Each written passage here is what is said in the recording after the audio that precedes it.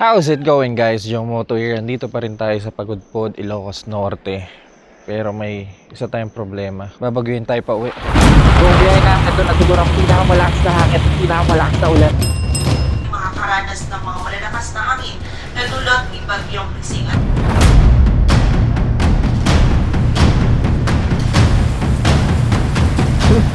Bihirang trip to.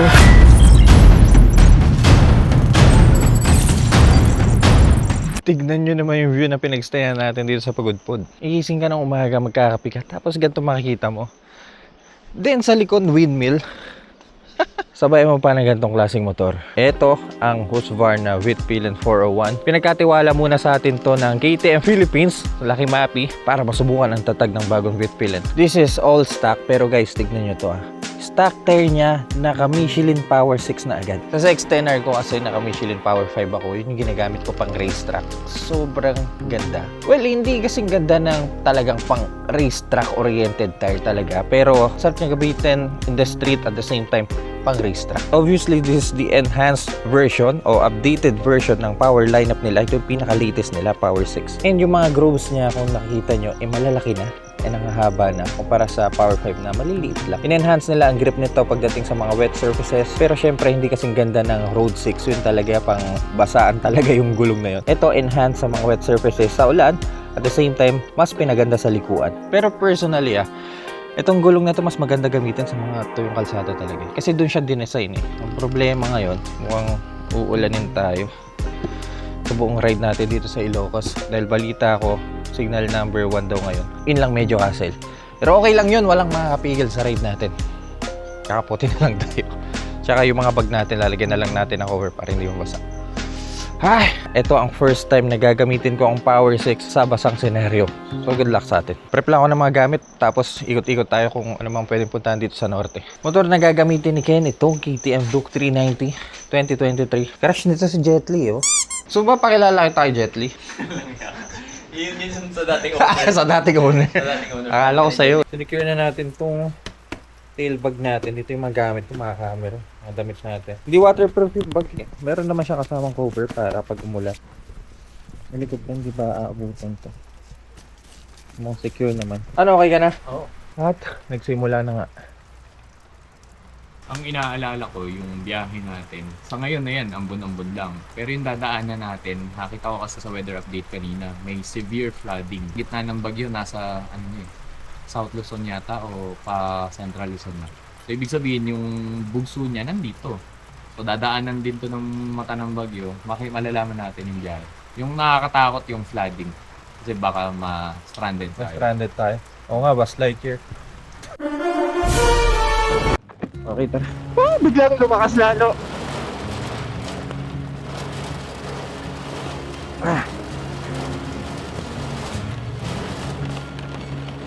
Come on. Parang dapat smart pilin yung ginamit natin, hindi bit pilin. Thank you. Tara. May mga naliligo pa rin, no?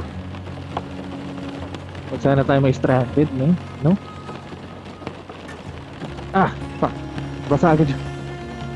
Waterproofing mode. Oh shit, pinapasok mo. Laki ng cellphone ko, di kasya saan. Laking tulong ng kapote, grabe. Oh. Baha agad. Oh shit, itong delikato, paangat tayo. So ba yung tubig? Buti hindi ako nakatuwal sport tire, mga guys. Madulas to pag paakyat. Bro, kailangan na natin adventure bike.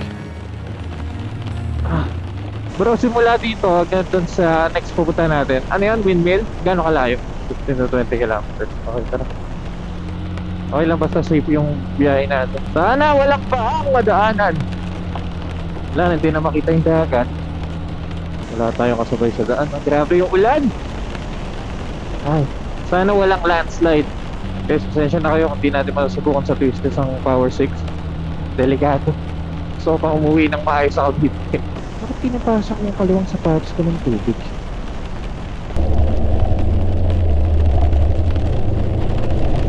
Okay, Pies. Windmill.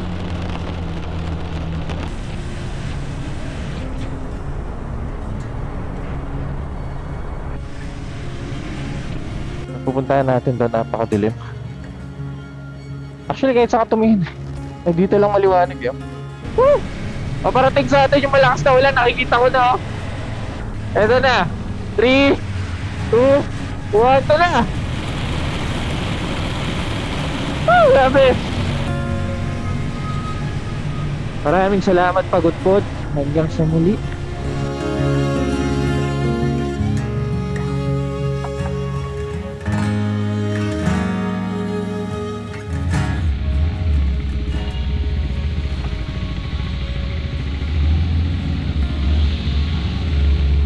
Ha? Ano na? Pero pwede close up look, di ba? Close up, makikita mo close up.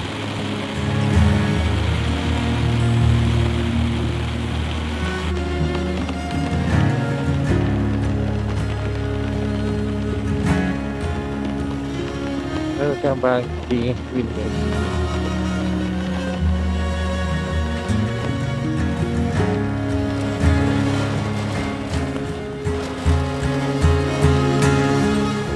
Ate, pwede pa bang mas makita malapitan yung windmills? Baba. Okay lang, basang-basa na rin kami.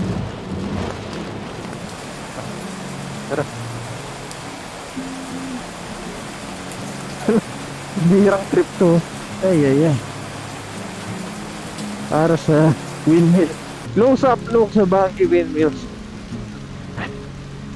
Grabe itong trip na to.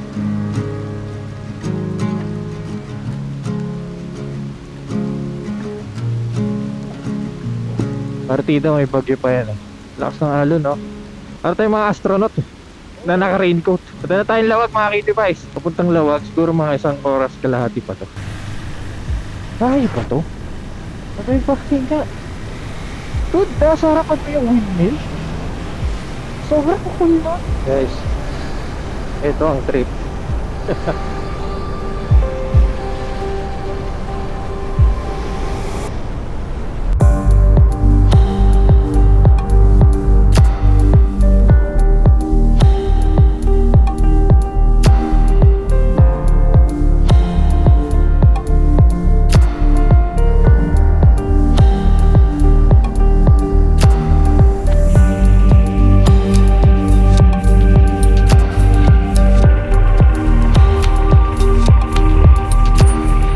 Nakarating na tayo dito sa may Malacanang of the North. Ang problema, sarado. 9 AM hanggang 4:30 PM lang pala to. Hanggang dito lang tayo pwede pumasok. Yan, bawal tayo bumaba. Sayang eh. Yan yung Malacanang. Itong Malacanang of the North, hindi naman talaga siyang official residence ng lahat ng Pangulo ng Pilipinas na lumabas. Parang museum. Museum na lang. Alam mo yung Bibisita bahay lang ni para Rizal? turista. Oo. Saan na balak natin next? Hawaii Church? Sundan lang natin ito sa itinerary na to.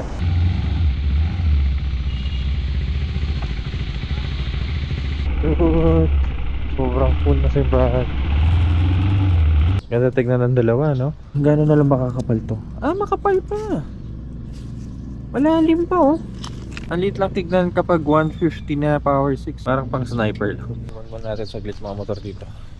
Ikot tayo dito sa Poway Church. Ang laki nito.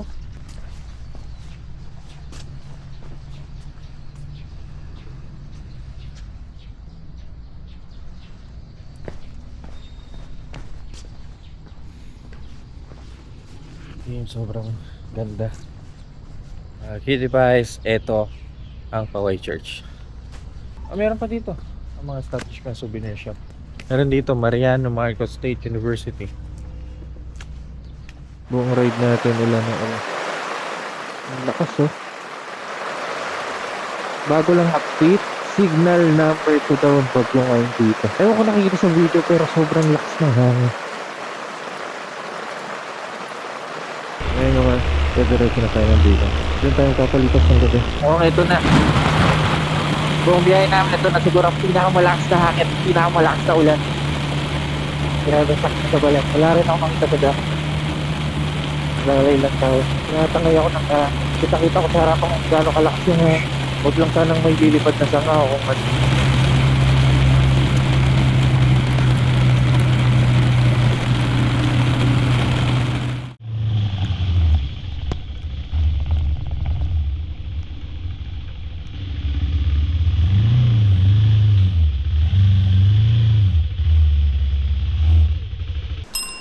May available po na rin.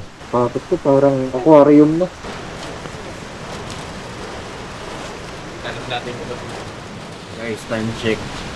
Alas 8 ng umaga. Sobrang lakas pa rin ng ulan. Ayaw tumigil nito. Ngayon, ang inaalala ko, mga may baha tayong madaanan. Kung ganito kalakas ang ulan, babaybayin pa natin ang La Union at Pangasinan. Hindi, magtitiplex na tayo sa Pangasinan. Ito, wala naman masyadong baha. Oo. Safe tayo doon. Problema natin, LU. Oo. Hindi, wala naman siguro ba? Sa LU. Hana. Pero nakalagay nga may flooding pero siguro ano naman, mga parang Oo. hindi naman baha talaga. Maging sa northern portion ng Benguet, Ilocos Sur at sa northern portion ng La Union. Kung saan, itong mga areas na nabanggit po natin, ngayong araw patuloy pa rin makakaranas ng mga malalakas na hangin na dulot ni Bagyong Krising. Tutan pa. Yung mga hit guys, baba na ulit. Gabi na ako nakaulit dito.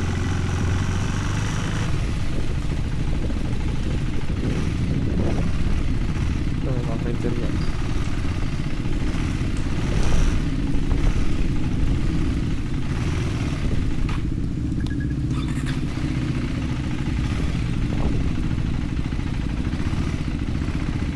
Sobrang cool. Saan? Guys, try nyo yung longganisa dito sa Villa. Tapos sabay mo pa ng hot choco sa malamig na panahon. Sarap. Mga gloves ka ba? Dapat may ganito tayo sa motor eh. Bilib na naman.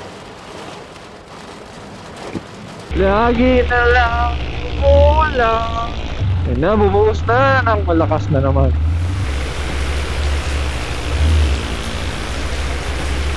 Wala tayong magagawa, may bagyo. Basa ng baha, ganito kalakas ng ulan.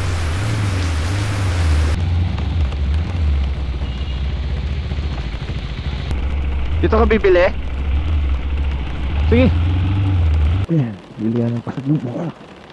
Okay guys, simula dito hanggang pauwi ng Cavite, sa bahay natin. Bubuno pa tayo ng 8 hours, 448 kilometers. Alauna na.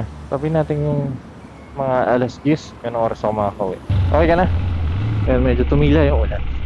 Kailan na naman ulit tayo makakabalik dito.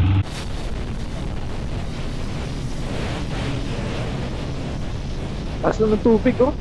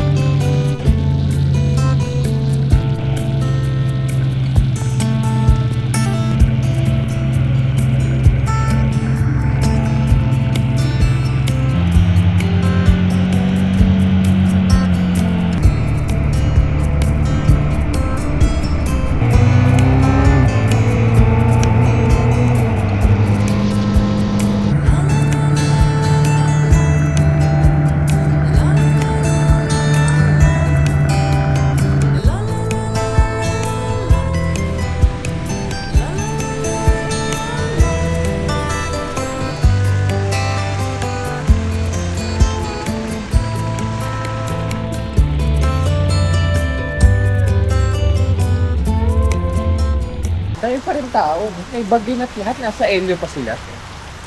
Sabagay, tayo nga nagpagod-good to. Hindi naman natin alam na pag Oo. Akala natin na. Nakaset tong Ilocos rate namin matagal na. Alam namin ulan lang given kasi ulan talaga. Hindi namin aakalaing papag-green.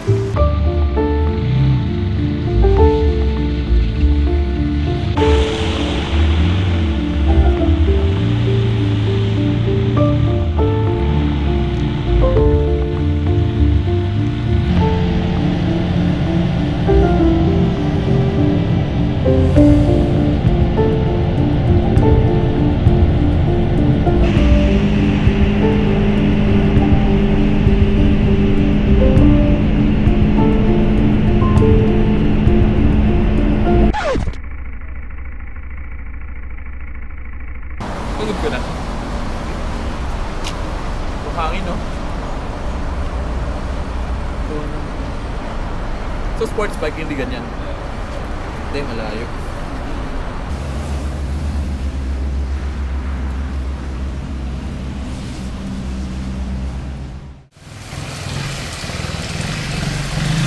Nakauwi tayo ng isang piraso. Good news. Thank you, Lord. Dumating na yung araw na kung saan isasoli na natin tong Husky. Hiram lang kasi natin to sa Lucky Mapid dito sa may Daang Hari Motor Ace. So far, sobrang nag-enjoy ako sa motor na to. Hindi ko akalain mag-enjoy ako sa 400cc. Ngayon na lang ulit. Yung hatak niya, yung power, para sa akin, sapat lang pala kahit ganun kalayo, no? Aminin ko, akala ko mabibitin ako. Pero hindi. Ay, mukhang kailangan ko na kumuha ng adventure bike. Kahit 400cc lang. Mga problemang na-encounter natin habang nasa biyahe tayo. Siguro unang-una, lagi ako namamatayan ng makina. Kumbaga, parang mababa yung minor niya. Parang ganun. Pero kasi ride by wire eh. So, yun, kailangan ayusin pa. Pero overall, while riding, wala tayong naging problema sa makina niya, yung takbuhan niya. Suwabe, malalambot yung gear. Especially, naka-quick shifter tayo dito sa motor na to. Pansin niyo, walang module. Pero may quick shifter, no? Ang gusto ko dito, sobrang gaan gamitin. Hindi nga ako napagod sa biyahe na yun eh. Nangalayo, pero pagod hindi. Tsaka antok lang siguro, lalo na papunta tayo. At ang pinaka natuwa ako, yung gulong na nakakabit sa Husky. Stock tire to, Michelin Power 6 agad. Wala akong na-encounter na dulas kahit buhos pa ang ulan. Medyo nagliling nga tayo sa corner. Siguro pag napapadaan tayo sa, alam mo yun, may pintura sa yung mga stripes, yung mga solid plate. Well, kahit anong gulong naman talaga, pag napadaan ka doon, delikado talaga dumudulas yung gulong. Ito, ganda ng performance. Yun nga lang ang lit na tignan, no? Parang pang sniper. 150 ang stock size nito. Panigurado ako familiar na kayo na ang Husqvarna ay pagmamayari ng KTM, which is currently dito sa Pilipinas, ang distributor ng KTM is under Lucky Mappi or Motor Ace sa ngayon. Pero dahil binili ng Bajaj ang KTM, mukhang mag-change distributor. Hindi ko pa sure. Hindi pa natin sigurado kasi wala pang announcement na binabato ang KTM Philippines. So, abangan na lang natin. Pero as of now, habang pinapanood nyo to, kinuha natin to sa may Motor Ace dito sa may Daang Hari. So ngayon, sasoli na natin at goodbye Husky na muna. Kaya yun mga cutie pies, kung nag-enjoy po kayo sa video na to, kindly leave a like at maili kayo sa mga ganitong content. Huwag kayong mag-alala dahil nasa tamang channel kayo. So make sure to press that subscribe button dyan sa baba. Pabuhusan naman ang ulan. Mabira. Alas na ako baka maabutan pa. At see you po sa next content.